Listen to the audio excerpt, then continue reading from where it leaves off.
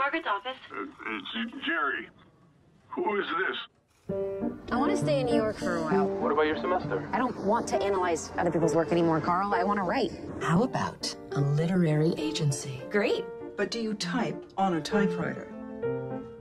It's very different from typing on one of those computers. Did she give you her speech about the evils of the digital age yet? So there are no computers? I've seen them in action. They just make more work for everyone.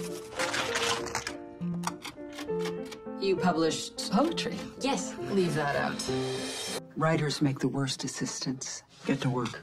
There were hundreds of us working at literary agencies or publishing houses. We wanted to be writers ourselves. You're a novelist yourself? Joanna's my assistant. I don't hire writers.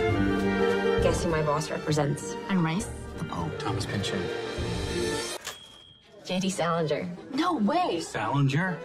I'm sure you've heard that he's crazy. He's not the problem. It's these people who relentlessly call for his address, his phone number. Dear Mr. Salinger, I read The Catcher in the Rye 3 times now. I got these literally a bunch of obsessive freaks. Salinger's fan mail. You need to answer them. So Salinger doesn't get any of his mail? Not one. Mr. Salinger does not wish to receive mail from his readers. Did you send my letter to Mr. Salinger? Did you send my letter to Salinger? You have no right to keep my letter! Jerry likes you. I am reluctant to alter his routine. I don't want to be a routine. What did you plan on doing? You keep saying you want to write, but you work long hours for other writers. You really have to love it. You have to want it more than anything in the entire world. Don't get stuck answering the phone, Joanne. You're a poet. You've crossed the line. It's a huge rabbit hole, ethically and legally. All right.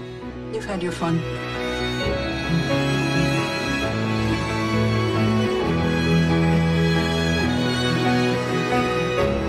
I didn't want to be ordinary.